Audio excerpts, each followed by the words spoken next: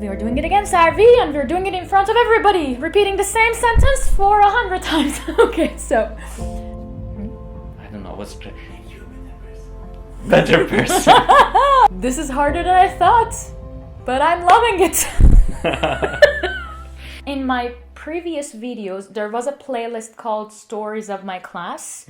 That I always used to talk about all of these things happening in my classes alone. So in this new update, I'm thinking, what if I look at it from the point of view of another person? That person being a parent, like literally speaking all the time with the kids, spending time, all the, good times and the... Bad times. Not necessarily the bad times, but as far as I know, you don't get enough privacy for yourself sometimes. Because the kid is always there. I'm a teacher. I get some time off. I get some break, but you as a parent, you never take a break. And currently I do. My daughter isn't with me all the time. But yes. Okay. So I can't be like a part-time parent anyways. Yeah, exactly. Nobody can. So I'm thinking maybe by mixing these two, my experience as a teacher and then his point of view as a parent, I can make some changes, make some good changes in my lessons. Because this will be my kind of reflection. Until now, it was like only Sarvi talking, only Sarvi's reflection of herself, what she's doing in the classroom. But now I think this can be the added value. So the first case that I have, are you ready? Shall we talk about it? Okay. Where is it? You're looking at the table, is there No, it's not on the table. A case on the table, no. Okay. I'm not going to name anyone. It's just one of my students. And if you're watching this, it's time to stop and go find another playlist, which is for you. It's not there yet, but I'm going to probably record some for my students soon. Now, let's see. Okay, this a student of mine, in the beginning of the year, there was this session. I needed to do a project. I needed to team them up, and I teamed everyone up, but this one was like, I don't want to go to that team. I don't want to work with that team. I guess you have experienced it with Mira from time to time, right? Yeah, when she has certain expectations, maybe. But I can't relate to the story because you're coming from a perspective where you don't know where this goes. I'm at a stage where I would understand why she's resisting X or Y or Z. Mm-hmm. So let's just hear that perspective where you're trying to discover why is she acting like that. And then we can step back and see how that... And also, Mira is how old? She's 5.5. She's 5.5, but I'm talking about a middle schooler. So not the same thing, but just hang in there. So she said no, and I was like, the first thing that I experienced, and I always experience when they resist, when they say no to me, is like, okay, I did something. Or I feel like, okay, something is wrong. I have to fix this. Then I get angry and I'm like, okay, I want to tell them off and be like, okay, that's your team. Find a way, work with them. But since I had heard from another teacher that an older teacher, that it will work, Sarvi. Try to just talk to the student after the lesson, whatever it is. And let them do what they're doing. Sometimes it's really hard. You're like, am I really doing the right thing by letting go of that student? That student is just for herself, for themselves, for the rest of the lesson, and everyone else is busy learning, so it's really hard for me. And then I was like, okay, at the end of the lesson... Yeah. And we're talking about a student who usually likes your classes and enjoys the subject. And this is when you you took it personally because she's not usually like that. I didn't know her much, but from what I knew, yes, this was not the real her. Yeah, she was a good student. So I said, let's talk after the class. And then I met her after the class and I was like, at first it was very hard for me. Okay, what am I supposed to say? They say, okay, talk to the kid after the lesson. But you're like, okay, what am I supposed to say now? So I said, I know what I really felt, what I really experienced in that moment. you always like your lessons. I mean, I felt like you're into learning English and you are a good English speaker, actually. So, did I do something? And she was like, so all of a sudden she was shocked. She was waiting to be told off. She was waiting for me to be in sulk with her. But then she was like, no, teacher, it's not like that. I had a problem with blah, blah, teacher. And she just opened up all of a sudden. And like, it was really surprising for me. Maybe because, I mean, you're smiling. I assume that this has happened to you before. But for me as a teacher, and I'm not, let me quote, I'm not a parent, it was really surprising how that worked out.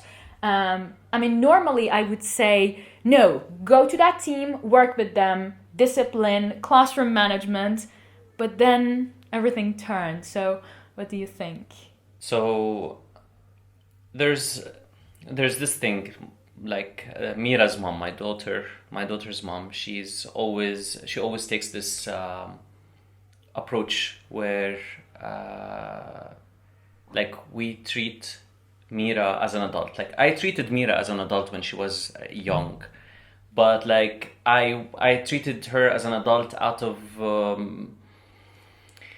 not out of like I studied this or I read that, but like her mom was like recommending doing that with Mira, and it actually works. Like these kids, they want to be listened, and most of the time, traditionally in schools, back at home, nobody is listening to them. You know, like they want their voice to be heard, but like nobody is listening to them. So this is why she was shocked when you approached her and you asked her these questions, and you came to her not like from a perspective of it, like the traditional perspective of a teacher, like I have the power, you're doing something wrong, I'm here to punish you, or I'm angry with you, or you came from a perspective where I'm worried about you, or I want to know what's happening, like this is what I think, and this is how I usually see you, and you've changed, what happened? So this was the shocking element, one side, and I think already you like broke a barrier between a teacher and a student, and she felt safe and she talked to you, and that's that's wonderful. And I think I need to add here how important it is for me to be able to manage that kid inside, you know, telling me that, okay, you did something, like especially the moment that I hear no, especially in the classroom, like, okay, I don't want to do this, I am not going to work with that group, I am not writing this. Sometimes, you know, students are like, I even put the exam paper, like the quiz paper in front of them. I have this student who just, you know, tears it up and says, I don't want to take this exam. And like how important it is for me to calm down and like not have a sudden reaction towards that. So like to parallel it with Mira, usually like you just discovered with this girl, and there's always like a second layer or a third layer from their behavior. So it's not about the behavior, it's about what they're going through. And the same applies to Mira, and she's only 5.5. I don't know how different it would be like between age. Like I think with Mira it's about skills that she hasn't learned, but in both cases there are certain emotions they're trying to deal with them, and they need an adult help. So usually with Mira, when does she go into this phase where she's yelling or screaming, or I don't like you, or I don't love you, which I would take personally, like you don't love me, okay, Exactly. So but like the first step in your case, it was a shocking element that allowed her to feel, okay, what's that, and what's happening, and then okay, she felt safe, she talked to you. And like it's a bit different with Mira, with my daughter, because like she's more used to me, so she can, if she wants something, she might be probably with a stranger, she might be taking she might be like listening, or taking a break, or But with me, she would like, no, like I have emotions. I'm not gonna hide them. I usually don't hide them from you. So I'm going to show them. I'm going like, and then it's my job to sit there, listen, try to calm her down, and then try to understand what's happening with her. That's nice. So let's say that we can say that our take from this talk could be not to be overwhelmed when we hear no from them, and be like, okay, it's okay to hear that no, I'm still a good teacher. I'm a good parent. I'm still a good parent. Yeah.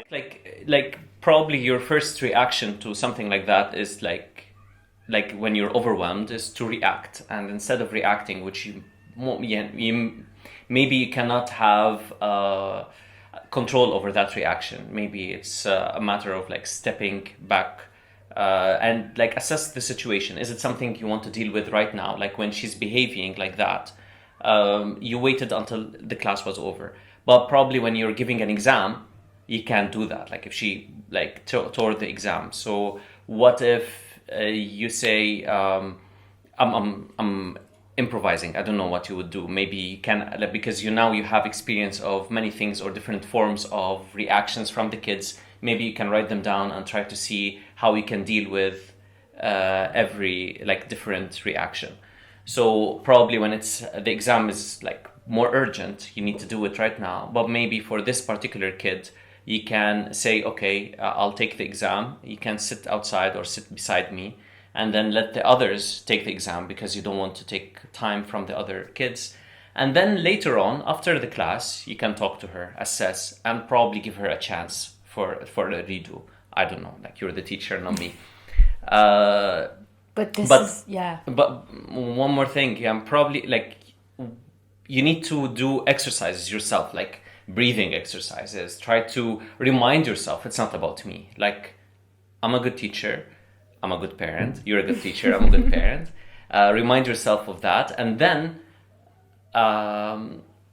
take deep breaths, I don't know what, assess, go on with the schedule. If things are out of hand, maybe rearrange. Like in my case, we have to go somewhere, but like like Mira is not ready to move, and she's like doing this fuss. She's angry, upset. She wants to do something else. I'm not gonna force her into going out. So it like maybe see if this is important or not. What maybe what's not maybe like what's important is to calm her down, and then later on we can choose another plan or go on with the plan again when she's calmer, etc. You wanted to say something. No, you wanted to say something. Yeah. I forgot what I wanted to say, but but the thing is, what you said, which was amazing for me, even out of the context of this video, is to understand that it's okay if we don't react at the time when something is happening. Yes, you're right, we need to assess. Maybe at one point with that exam, maybe I have a supervisor who's waiting for the results, and also the parents and the school, the administration and everything. So I will be pressed to maybe take that exam, but it's okay to like take a moment and think, as you said, breathe, do something else, and find another way. This is harder than I thought, but I'm loving it. All right. Should we wrap it up? Yeah, you've raised a good point. Like in my case, like most of the situations, like if she's late for school or late for a bus or late for whatever, they're not like, I don't have a supervisor, like you're late for school or but in your case it's different because you have expectations from the board, from the school, from the parents, and this adds another layer of stress on you. So I don't know how we can do that. Maybe the plan is to make sure that you tackle these issues. Maybe she gets a 0 for this, but then you talk to her after and you tell her we're gonna do like a quiz or something else that can balance your 0, something like that. And so you're giving her a chance, but a different kind of chance, and you're not obstructing the flow of the class, and maybe. And maybe it's a matter of realizing these, because these don't just happen on the spot. Like probably you've seen signs before, so probably you do steps that come before like something like that happen. Like you've noticed there's a change in behavior in a certain kid. Probably you try to address it before it becomes something that is out of hand or out of control. Just to wrap it up, let me just tell you what happened with that student of mine and how things are right now between us. Okay. That reaction of mine, which I'm telling you, it was just an improvisation. It was not something that I always do. I'm not a saint or a therapist. I mean, there are lots of moments that I yell, that I shout in the classroom that I'm not very much proud of. But let's say that with that student of mine, she's one of the best friends of mine right now, to tell the truth. I mean, whenever something happens, she comes to me, she finds me in the corridor, she's like, okay, in your lunchtime, can I take like 10 minutes of your time? Can we talk? And we are really like adult friends, if you know what I mean. It's not like I don't know my boundaries as an adult around her, but she feels relaxed around me, and it is also giving, some great emotions to me too. I'm not a parent myself, but whenever she's around, I feel like one. I feel the trust. And it's great. I should add, because I was a student once, obviously, and I had great teachers who treated us like you were treating your student. And I still remember them till now, and some of them I'm still in contact with till now. Like they're my friends back in school, back in university, and it's amazing. So, and such teachers, they leave an imprint like in your life, and the way, like probably the way, because I'm not a teacher, but I teach Mira. I am a parent to Mira, and I've taught and given classes or sessions to students. So I always have these teachers in mind when I'm approaching such kids or students. So yeah, you're doing great and you're leaving an imprint. They're gonna carry, like this interaction will be carried with her and with other students, hopefully, until they're grown-ups. I'm 35 now, and I still remember my math teacher, for instance, and that was, I don't know, 15 years ago, more. So yeah. I'm going to talk about the cases that I have in my lessons, like a student's different classes. And it's not like Alaa is a teacher. Yes, we've seen a lot of these series, teachers talking to other teachers. But what we have in mind is to just have the sight of a parent. And try to mix these up and find like better solutions for my other classes. And maybe I can also add, I'm not a parent, I'm not going to make you a better parent, but like we always learn from each other, right? Yeah, I guess. I guess is not the right answer, but like I think in all situations when we have different perspectives and we're interacting with each other, bouncing ideas, learning from each other's experiences. Like again, like my when I reflected on my teachers, I just like remembered that such an interaction happened when I was a kid, and it was amazing. So yeah, like we're gonna trigger such memories, we're gonna trigger experiences, and we're gonna learn from each other. So stay tuned for our next episodes. Some of the episodes will be on my channel, some of them will be on Alaa's channel, which you can see the address somewhere here. Okay, and that's it.